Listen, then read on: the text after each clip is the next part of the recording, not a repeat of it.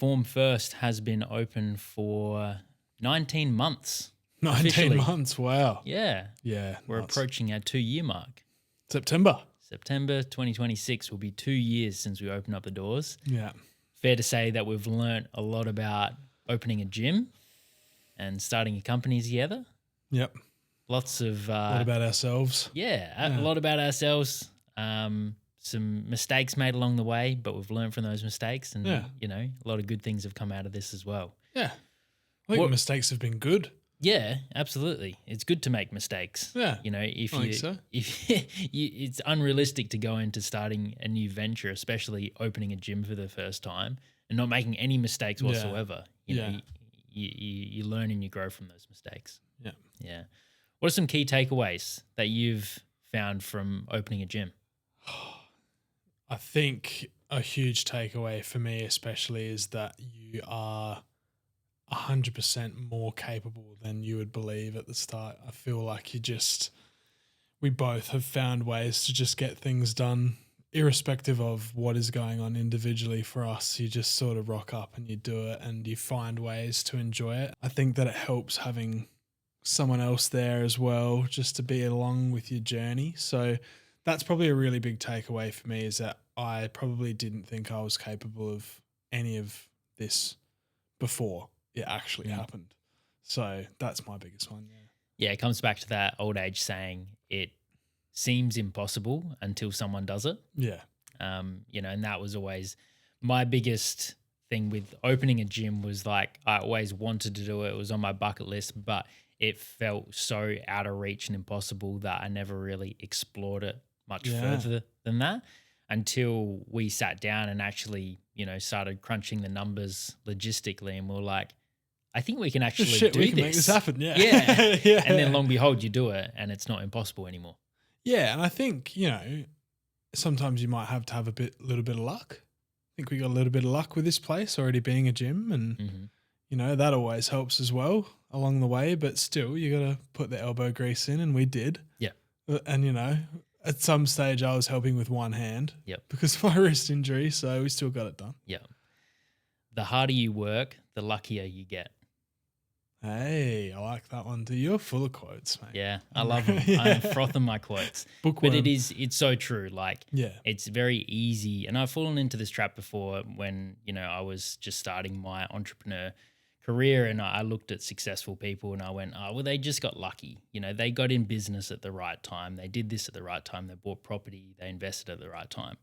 But the reality is, the harder you work, the more success you get. Yeah, creating your own luck. Yeah. Yeah, I've heard a lot of people say that, like athletes and stuff like that. So you got to create your own luck. You just got to keep going. Big time. Because you can be incredibly talented and you never step forward. You never actually put that into practice. Well, you're not going to be lucky at all. Yeah, there's going to be no opportunity to see the luck. Yeah, I understand. Yeah, for sure. Nice. Those people that, buy lotto tickets and get lucky, and people sit on the sideline being like, oh, well, they won the lotto. How lucky are they? And they didn't even buy a ticket themselves. You have to buy the ticket to the lottery in order to play. To have a chance. And it's the same thing in business. You have to buy the ticket. You have to be in business and take those risks in order to get lucky. And then you make the most of it. And we have made the most of that space down there for sure. We are running out of space. We need a bigger space.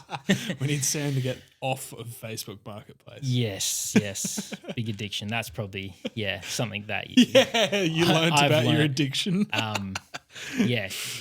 I've learned how to ban yourself from Facebook Marketplace so that we can, stop buying equipment. It's the only thing you need to brick yourself out from, man. I think allow yourself some Instagram time and just take yourself off of Facebook Marketplace. Yeah. And Instagram will come out with a marketplace probably. We're screwed. This is something that, applies to my own business, Sammy Shreds, and to the gym as well. But the to-do list never stops.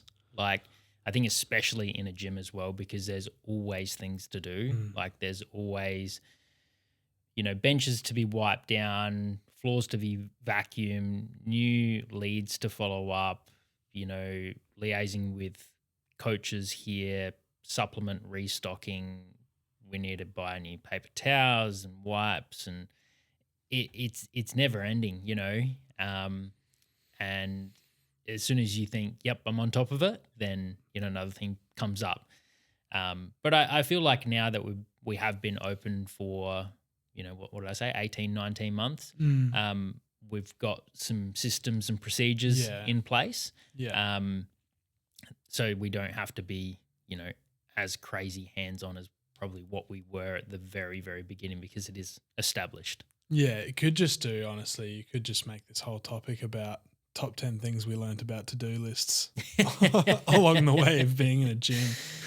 I think it's like something I thought about recently with my own to-do lists. I feel like for me, I almost need to take it just one task at a time and somehow separate that big block of to-do that you have on your phone or in your paper and try to separate that into like, okay, most achievable right now to get those names or to get those words the fuck off of my list so that I don't feel so much pressure. And I think with the gym, we've now, we spend 4 to 5 days a week together, and I think we've now gotten ourselves, without even thinking, to a point where we know what's going to come onto the to-do list. Yep. And how we've dealt with that in the past. And I think that's the luxury that we're at now. Whereas at the start, it was like this random thing that we've never done before, this random thing we've never done before. We've got to speak to this guy. We've got to go to the business across the way to see if something's happening. It's all these different things. So, yeah, I think we've found a way to manage it. Another thing that I think we can both agree on is calculated risk is still a risk. Even though we spent, a good amount of time on the phone and catching up and planning this before we actually did it, it was calculated and it was a risk. And gyms they can be a big risk if you don't do it right and you don't really think about it or plan it out properly or make it sustainable for a long amount of time. So I think that even though, we've planned for it, there's still things that can come up. Like we just said, there's still things that can completely turn the ship upside down and sink before you know it. Yeah, and keep in mind, guys, we opened the gym in 2024, and I don't know if you remember in 2024, like 4 years post-COVID, like all the gyms were closing down. I think the month surrounding us opening the gym, I think 15 big gyms closed down. Yeah. Not talking like a little studio here and there. You're talking like the downfall of some big players in Adelaide and interstate, which is huge. And like for us, there was always that doubt of like, are we doing the right thing? Because, on paper, we're like, yeah, this makes sense. It's in demand. Like it makes sense, but it's still a risk. Yeah. 100%. Like, but we decided to proceed and get lucky. Yeah. But, we got lucky because we took the risk. Yeah, absolutely. And I think it was hard for us to tell maybe why all of these big commercial gyms were closing down as well. I think that we almost went in a little bit blind and just sort of trusted the process in what we wanted and what we wanted to create. And I think we've done exactly that and probably exceeded our goals of, community feeling and privateness and that type of thing, which I think we set ourselves apart from the rest of South Australia, at least. I haven't really heard of anyone that has a similar vibe to us in that sense. So I think, made our own luck. Definitely. Well, community doesn't happen by accident, right? No. And this is what a lot of the other gyms were missing. With the big box gym business model, it's like, how can we fit as many people in this box as possible, and each person is a dollar figure, and that's fine. Like if that's the way that you want to go, like your machines are going to get hammered, you're going to get bulk people through, people paying very low cost memberships. They're not going to respect the gym, the equipment, the bathrooms, the other members. So we saw a gap in the market where we went, well, we're going to go the other end. We're going to go higher end. We're going to go boutique, cap membership. Yes, we're going to be more expensive, and we have to be more expensive to run the gym because we have less people joining up. It makes sense. But the feedback that we've been getting. I mean, check out our Google reviews. Yeah. Like we've got 65-star reviews Yeah. on Form First. And not by accident. No, Yeah. no, We can't afford to pay anyone to do no. it.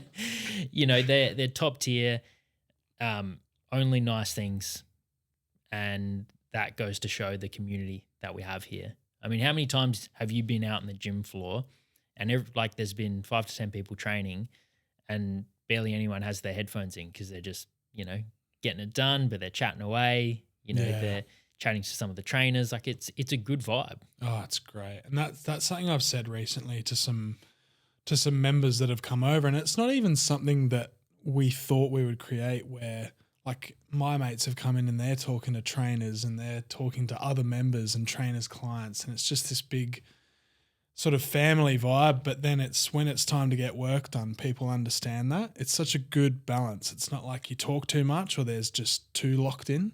It's just a really good, like, all right, I'm going to do my set now, shut up. And it's not even you have to say that, because you don't.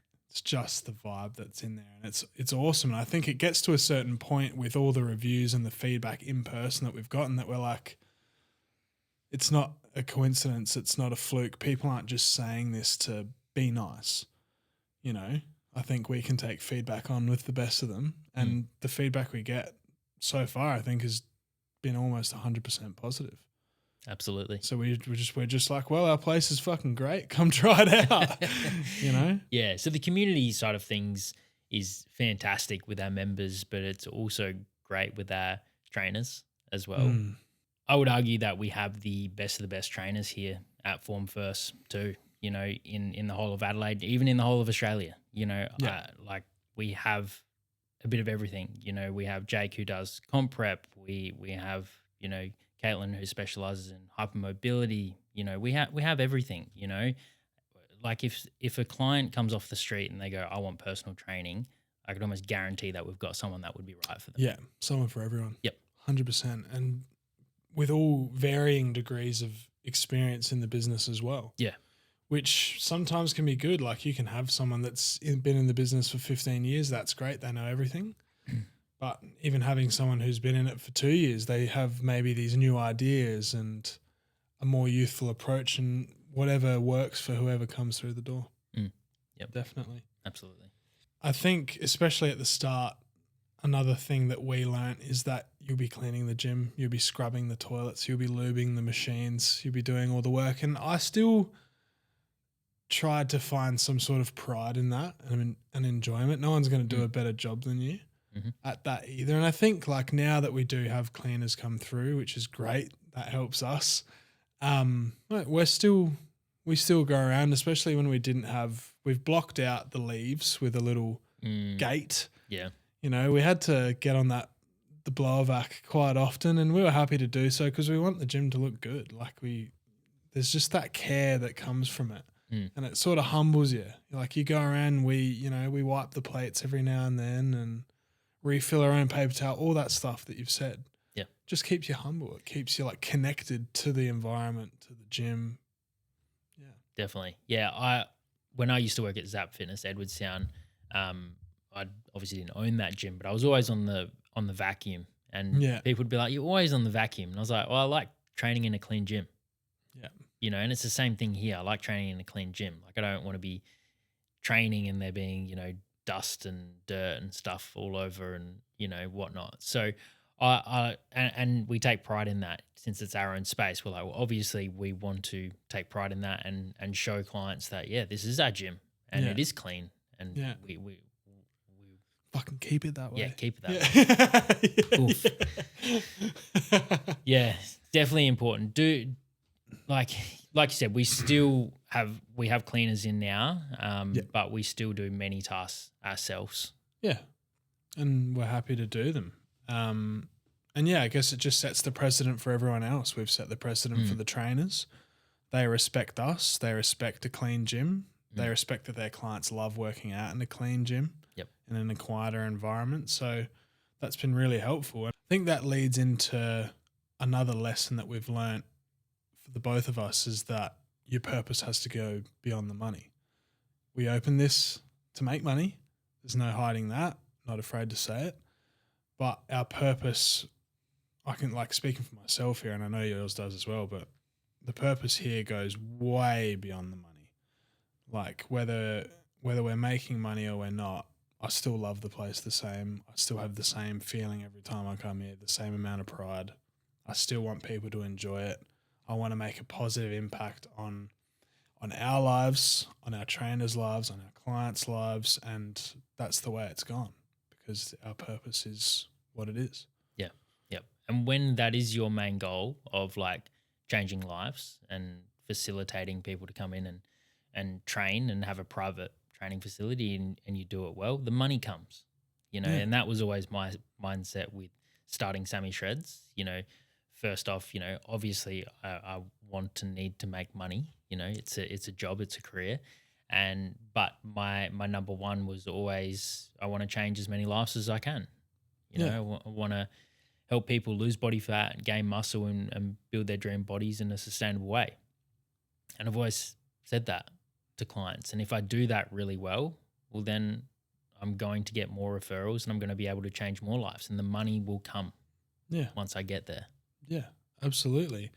I think you mentioned a podcast to me ages ago with Hormozy and is it Tony Robbins? Tony Robbins, yeah. Yeah, and I've brought this up before, but Alex was asking Tony all these questions about money and like why do you keep doing all these business ventures? You've completed the monetary side of life, and he's like, because I need to find purpose with all this stuff. Like money is great until a certain point, until that is no longer an issue. Which what a fucking privilege. He created his own privilege though.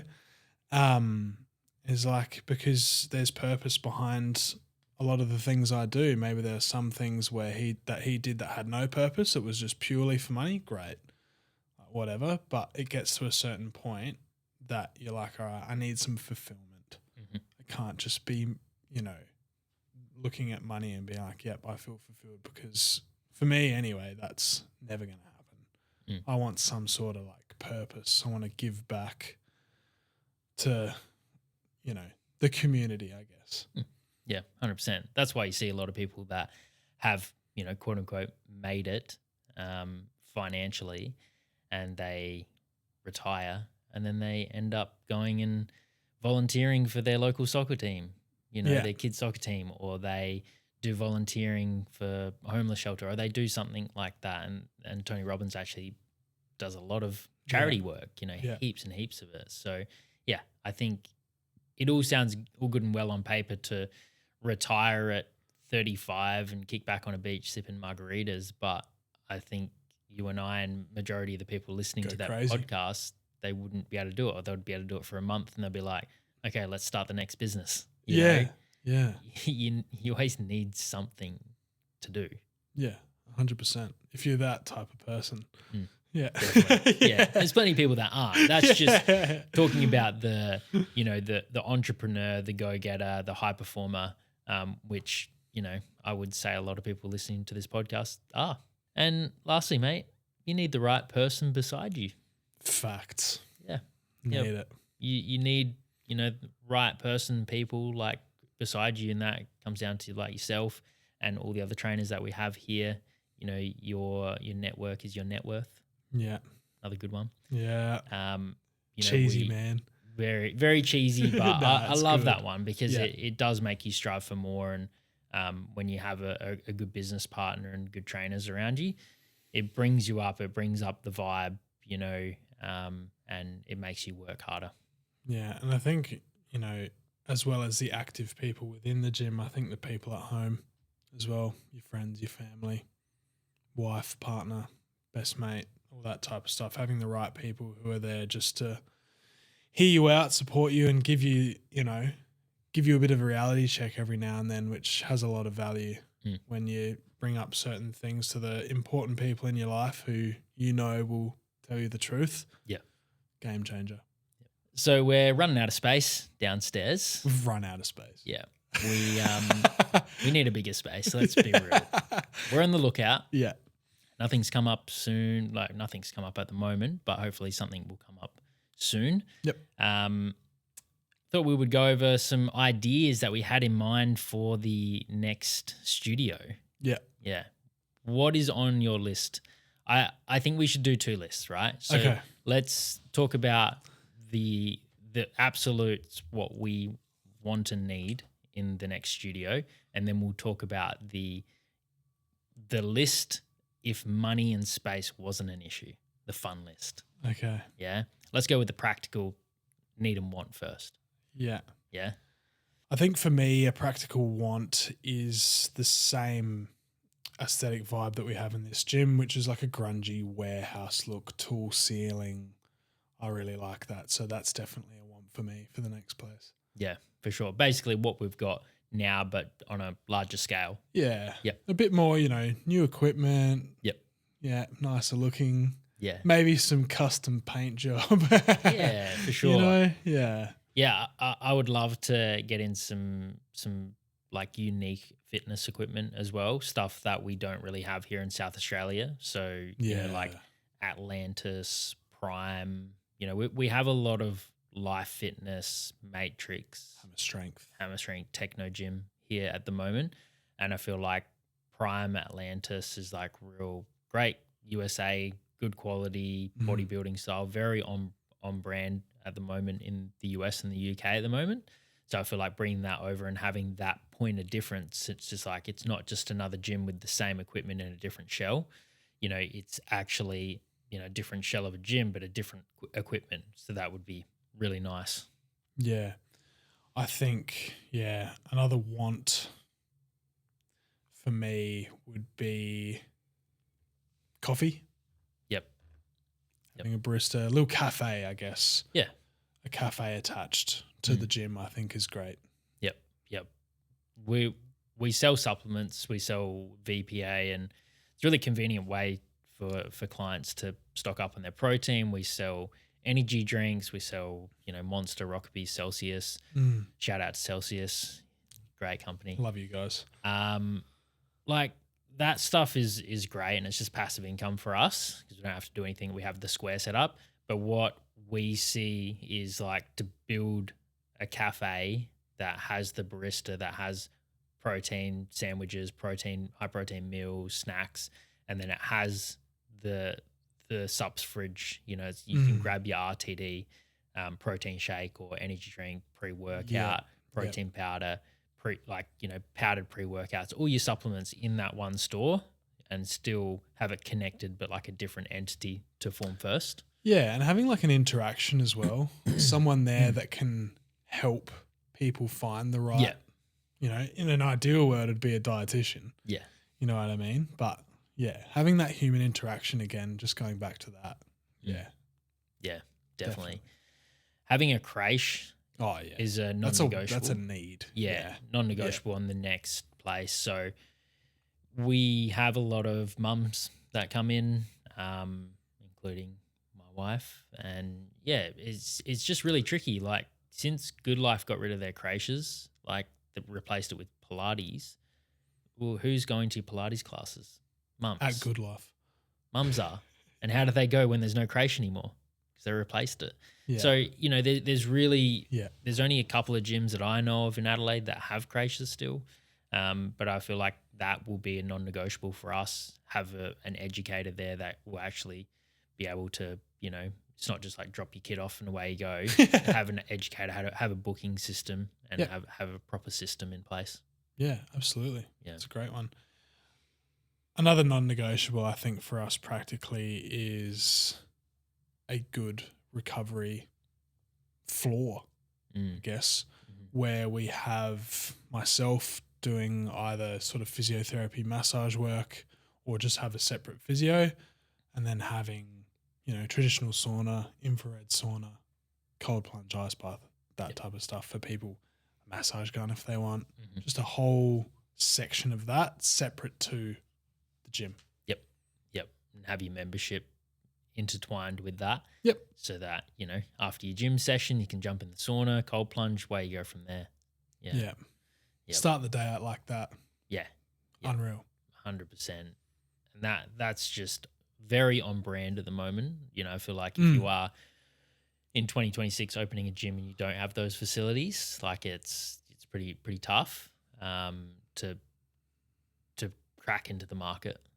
Yeah, and even places that are opening up as just recovery have to be very different, because I feel like there have been, or nah, don't worry about that. No, well, I think there are a lot of great recovery places that are popping up around, and they're very nice and aesthetic. And I guess that's what we want to have in the gym. In the gym, you know, like there's some great ones around this area that look incredible, and we just want that connected to the gym, you know. And we haven't worked out the logistics yet, but maybe there's a gym membership only, there's a recovery only, or there's a gym and recovery only package, you know? Yeah. So that you cater to everyone.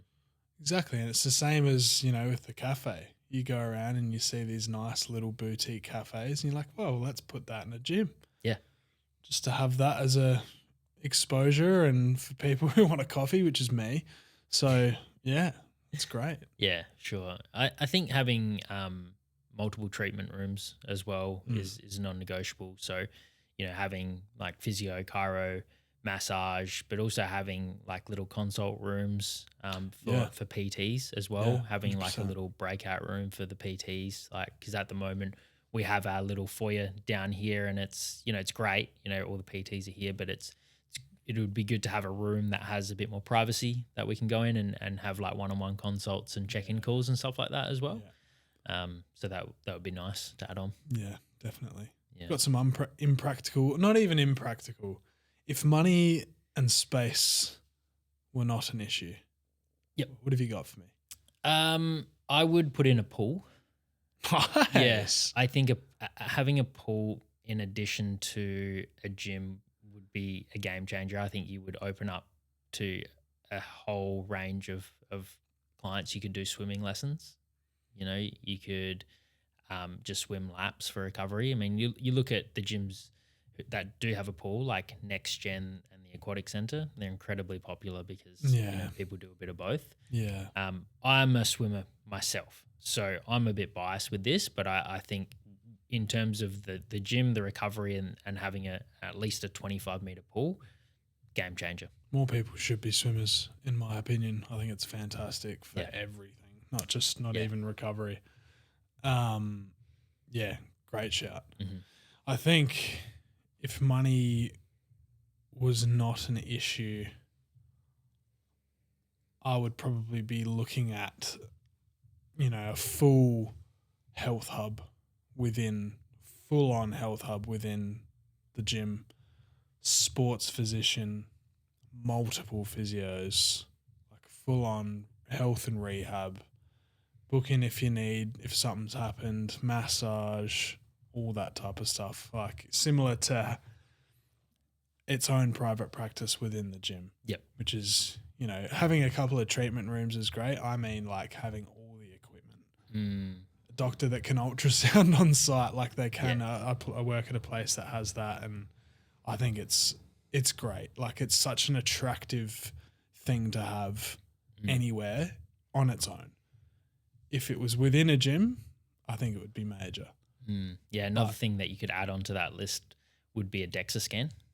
Yeah, MRI. Yeah, like, because a DEXA scan is like the most accurate way to check your body fat and your muscle mass. So, you know, like you do have those ones that you stand on, but the inaccuracy is way up there. So DEXA scan, like, you would really be able to utilize that with your clients to make sure that they're on track. The only issue is they cost like $400,000 to $500,000 US.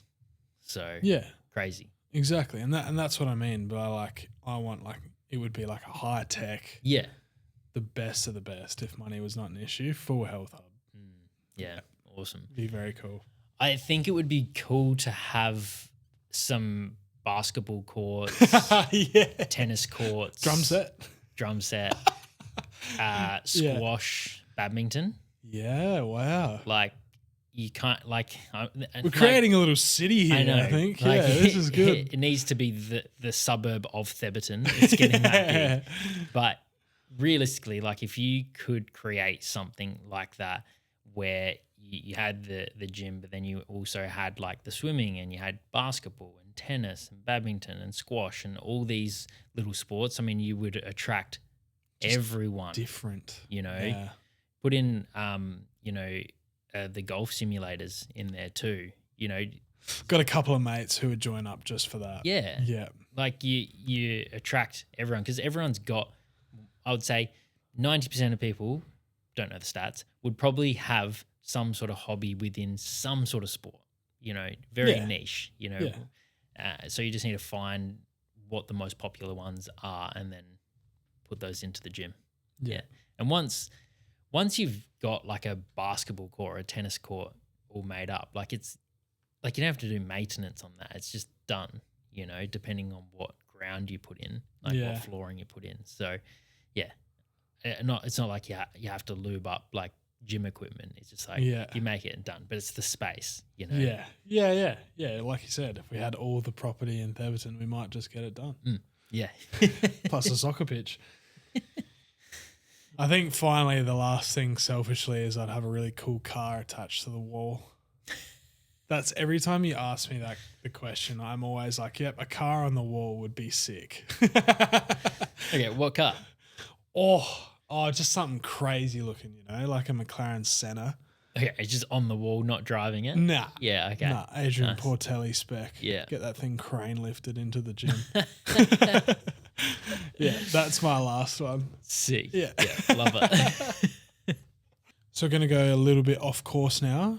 We're going to talk about hands-on maintenance versus hands-off maintenance. And for the listeners, what does that mean?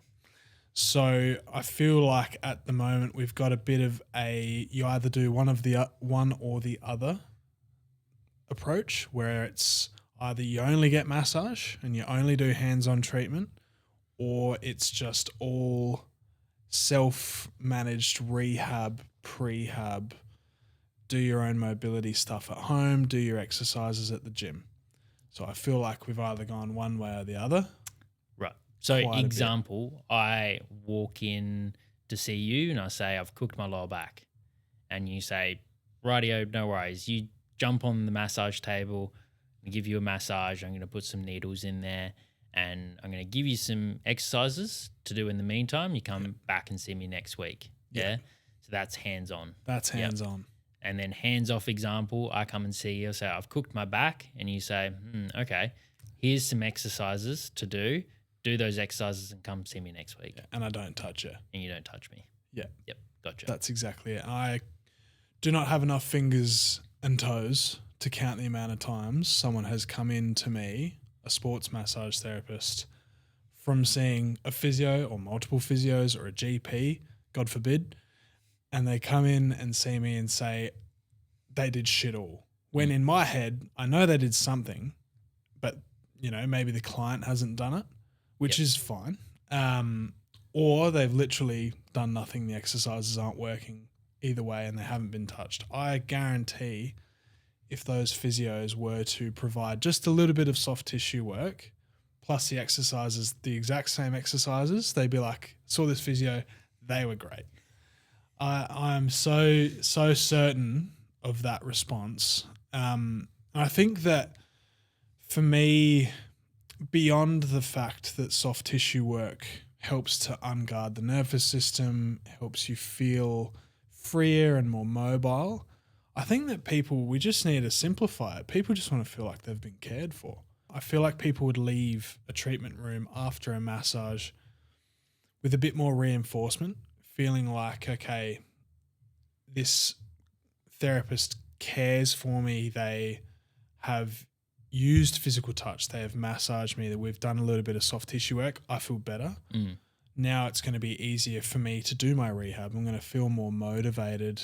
I feel like this person actually cares about my rehab rather than someone talking at me for $120 over 15 to 30 minutes. And you just leave being like, well, they don't care. I'm just another person who's come through the door. They've gone off their ChatGPT script, given me a bunch of exercises, and I have to go back. And I understand that from a physio's perspective, and I understand it from a client's perspective as well. So I'm in the privileged position of being right in the middle of it being a massage therapist, being a client, and working as one as well. And the difference that I see people come out of physio sessions, where if I send them to a physio I know likes hands-on work, like, oh my God, this physio is amazing, when they could be the same person and not touch them and they'd be a terrible physio. Yeah. Right. And I think it's just moved a lot in that direction recently. I think with newer physios who don't want to do the hands-on work, which I completely understand. It's not easy. But I think that you just get much better attention and much better results and subjective results, which are really important to keep people on track if you show a bit of effort in that sense. Definitely. Yeah. I've experienced this before myself. Yeah. I've had multiple physios in the past, with my elbow issues, and I've had some people that, got me out into the gym during the physio session, and they're like, "Radio, I want you to lift up some dumbbells and do a dumbbell press or do a row and tell me where it hurts." And it's great, because it's actually mimicking the exercises where it hurts. And then you go back into the room and you go over, right, here's your exercises. You want to go back out in the gym and do the exercises. Make sure I'm happy with your form. Rightio, they're your exercises that you need to do. Quickly before you go, let's chuck some dry needles in to release it. It's almost like even if the dry needles didn't do anything, it's sort of like here you go. Before you go, just make sure you do this. And I walk out, I'm like, oh, it feels good right here, right now. Yeah. And then you're like, okay, cool. Yeah. I'm going to do my rehab now. Like, totally. Yeah. Fuck yeah, I feel better. Yep. And then I've had other physios where I've walked in and they haven't got me out in the gym. They haven't touched whatsoever. They've just basically gone, yeah, okay, I think it's this, either referred me on or given me some exercises to do. No manual therapy, no needling, no, get out in the gym at all. And you walk out and you go like I've just wasted my money. Yeah. I feel like if I was to have 5 clients who were given the same exact exercises for the same exact injury, and 5 clients, like 10 clients in total, 5 of them had massage for 30 seconds of their, or they went out into the gym for 30 seconds of their session time versus the people who were just talked at, the adherence to home exercise would be an absolute canyon of a gap. Yep. I reckon. Like, I'm so confident in that. And I'd love to, in an ideal world, I'd love to conduct something like that. You know what I mean? Great study opportunity. Yeah, it's really cool. Yeah. And I think that's something I've really tried to adapt, because the start of my career, for the first couple of months, I was apologizing for talking so much at the start of a massage treatment, because as a massage therapist, your worry is that people just want to get on the table. They want you to shut up and massage them where it hurts. My approach is completely different. I want people to trust me. I want people to know that I care about them, that I know what I'm talking about, and I want to be able to work on their issue globally, not just where it hurts. They can go somewhere else for that type of thing. And I think that every time I apologize now, even if it's after the session, people are like, no, I love it. I've been to so many places where they just chuck you on the table and they massage you and it feels good for the day, but results don't last long enough. Or it's like, I'll sit people down, I'll chat to them at the start, really get to the bottom of it. We'll research together, so it's really interactive. We'll do the massage, we'll do a bit of stretching. I'll take them down to the gym and ask them, all right, what does this issue specifically bother you with in the gym or with running? And we'll work through it. Yeah. And it's just like it's like a whole treatment. That is treatment to me. Yeah. That's great. I think we've seen a similar shift when we look at the coaching side of things as well. So, since COVID, we saw a huge uptake in online coaching. Huge. Massive. Yeah. It exploded. Yeah. Let's be real. 2020 to even just recently, gone nuts. And it's still at a rapid high. But what we've seen personally since we opened Form First almost 2 years ago now is a huge turnaround back towards in-person coaching. And Yeah. it's the same thing. Like with online coaching, you know, you obviously don't see your coach. You might get like a check-in call or something like that, which is the, you know, somewhat of a physical touch, but it doesn't work for everyone. You know, a lot of people still do need that in-person session. They need that accountability. They need that touch point to come in, Yep. get their in-person session done, and then that keeps them on track for the remainder of the week. Yeah, and it's individual to them, I think, as well. It's like you come in, you're not actually touching them. It's not like that with massage, but it's like you are, that 45 minutes to an hour is all about them. Yep. Whereas, you know, Tuesday check-in day is like you're just rolling through all your clients, whatever it might be, which works for a lot of people, doesn't. But, you know, the fact of what we're talking about is people need the in-person interaction. I feel like the PTs need it too. Yeah. I couldn't imagine sitting behind a computer Totally. with my clients and being like, I don't really feel a connection here. Yeah. Yeah. Been there, been fully online. And I obviously run the hybrid split, so I have online and in person. And Yeah. I really appreciate the online clients that I have because it is a time that I can sit down and I can, you know, interact with them online. But, you know, and I'm still quite personable with my online clients because I do a check-in call. Yeah, Half an exactly, hour which every fortnight, which is, you know, emulates that. Yeah, for sure. Because I really like that, and we can go quite deep into the check-in, you know, rather than, you know, just sending them an email being like, great job, keep calories the same for next week. Yeah, You know, robot Sam. and it's just like, Yeah. you know, with the check-in call, you can be like, okay, man, like, you know, your adherence wasn't bang on last week. Like, what's going on? Are you feeling okay? Yeah. You know, so you can dig a little bit deeper. So I guess if you are listening to this podcast and, you know, maybe you've got an online coach at the moment, maybe you don't have a coach at all, but you are looking for in-person coaching, reach out to us. You know, reach out Hit us up. either via our Instagram, Mhm. Form First Studio, or head over to formfirststudio.com.au and put in an inquiry. You can book a call with us, or you can book a gym tour. Yeah. Send Send us an email. Yeah. Yeah. Send us an email. We'll be more than happy to have a chat with you. We're not going to sit here and say, yeah, we'll absolutely help you because we can't help everyone, but we can absolutely chat with you to make sure that, you know, we would be a good fit. And if we aren't a good fit, then we're in a position where we could handball you onto another coach that would be able to help you. For sure. Yep.